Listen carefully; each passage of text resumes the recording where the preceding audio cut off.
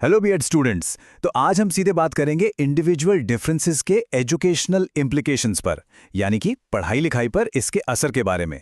देखिए, सीधी सी बात है, एक क्लासरूम में बहुत अलग अलग तरह के स्टूडेंट्स होते हैं, है ना। तो एक टीचर के तौर पर हमें इन डिफरेंसेस को हैंडल कैसे करना है, चलिए इसे बिल्कुल प्रैक्टिकल तरीके से समझते हैं। तो सवाल ये उठता है कि इन इंडिविजुअल डिफरेंसेस को समझने का असली मकसद है क्या? क्या ये सिर्फ एक थ्योरी है जिसे पढ़कर भूल जाना है? जी नहीं, बिल्कुल नहीं। इसका असली मकसद ये जानना है कि इस नॉलेज का इस्तेमाल करके एक टीचर अपनी क्लास के हर एक स्टूडेंट के लिए सीखने का एक बेहतरीन माहौल कैसे तैयार कर सकता है। तो आज के इस डिस्कशन में हम इन 6 पॉइंट्स पर फोकस करेंगे। टीचिंग मेथड्स और करिकुलम को कैसे अडैप्ट करें, एक डाइवर्स क्लासरूम को कैसे मैनेज करें, असेसमेंट कैसे हो, गाइडेंस एंड काउंसलिंग का क्या रोल है, एक टीचर की मुख्य भूमिका क्या है, और आखिर में सबसे जरूरी की टेकअवेज। तो चलिए पहले पॉइंट से ही शुरू करते हैं।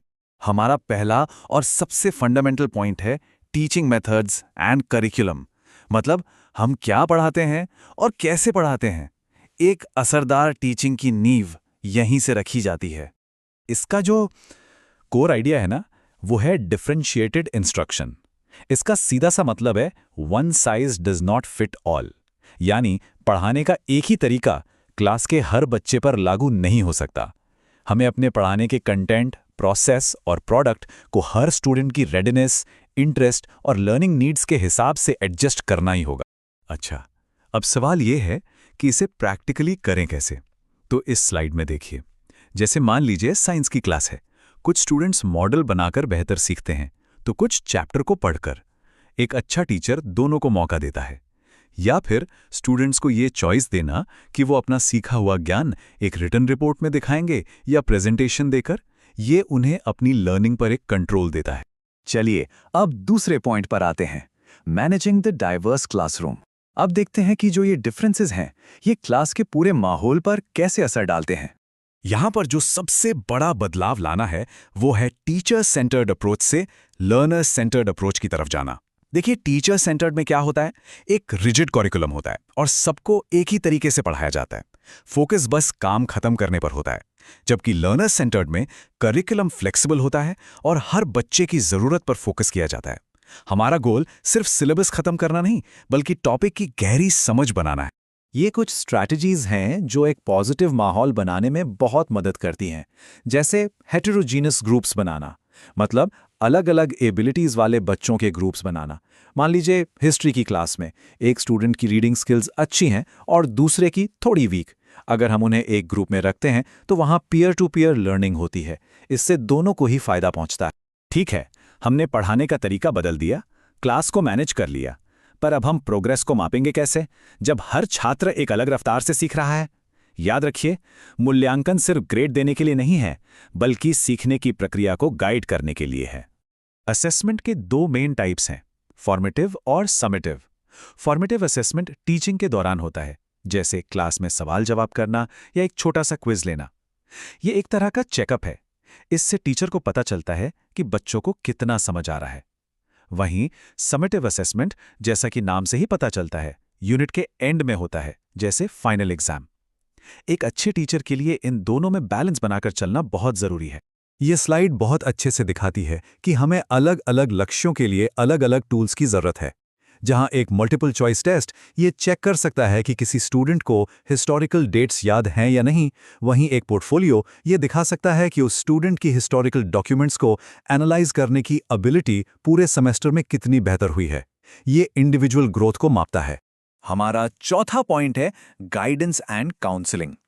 एक टीचर का काम सिर्फ किताबी ज्ञान देना नहीं है, राइट, बल्कि स्टूडेंट्स को पर्सनल और एजुकेशनल गाइडेंस देना भी है। और ये इंडिविजुअल डिफरेंसेस को हैंडल करने का एक बहुत ही इंपॉर्टेंट पहलू है। इन एरियाज में गाइडेंस बहुत जरूरी है। एक उदाहरण से समझते हैं। सोचिए, एक टीचर नोटिस करता है कि क्लास में एक शर्मीला स्टूडेंट है, लेकिन उसकी ड्राइंग की टैलेंट कमाल की है। तो टीचर उसे आर्ट क्लब में शामिल होने के लिए एनकरेज कर सकता है। इससे न सिर्फ उसका स्किल डेवलप होगा, बल्कि उसका कॉन्फिडेंस भी बढ़ेगा। तो इन सब बातों को मिलाकर देखें तो इंडिविजुअल डिफरेंसेस को संभालने के लिए एक टीचर की मेन रिस्पॉन्सिबिलिटीज आखिर हैं क्या। चलिए अब टीचर के कोर रोल पर फोकस करते हैं। देखिए, यहाँ सबसे ज़रूरी बात यह है कि एक टीचर को हर स्टूडेंट को सिर्फ क्लास का एक हिस्सा नहीं, बल्कि एक इंडिविजुअल की तरह समझना चाहिए। उनकी एबिलिटीज़ क्या हैं, इंटरेस्ट क्या हैं, ये जानना और ये एक्सेप्ट करना कि हर कोई एक ही स्पीड से नहीं सीखेगा। यही एक अच्छे टीचर की पहचान है। एजुकेशनल साइकोलॉजी में क्रो एंड क्रो का ये कोट इस पूरी बात का सार बता देता है। ये कहते हैं कि अलग-अलग बच्चों की ज़रूरतों को पूरा करना कोई एक्स्ट्रा काम नहीं है, बल्कि ये तो स्कूल का मेन फंक्शन है, उसका मूल कार्य है। ये बात हर टीचर के लिए एक गाइडिंग प्रिंसिपल होनी चाहिए। चलिए, अब तक हमने जो भी डिस्कस किया उसके मेन पॉइंट्स को जल्दी से समराइज कर लेते हैं, जो एक इफेक्टिव टीचर की पहचान है।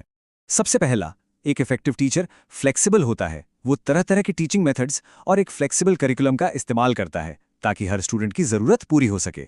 दूसरा, वो असेसमेंट के लिए अलग अलग टूल्स का इस्तेमाल करते हैं। इससे सिर्फ रटी रटाई नॉलेज ही नहीं, बल्कि स्टूडेंट की पर्सनल ग्रोथ को भी फेयर तरीके से मापा जा सकता है। और आखिर में जो सबसे इंपॉर्टेंट है, वे अपने स्टूडेंट्स को अच्छी तरह से जानते हैं और हर एक को सफल होने के लिए ज़रूरी गाइडेंस और सपोर्ट देते हैं। तो अब ये सवाल आपके लिए है, जब आप एक टीचर के तौर पर क्लास में अपना पहला कदम रखेंगे तो इनमें से कौन सा सिद्धांत आपकी टीचिंग की नींव बनेगा?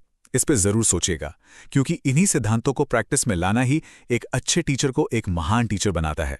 याद रखिए, हर छात्र अलग है और उन विभिन्नताओं का सम्मान करना ही सच्ची शिक्षा की असली शुरुआत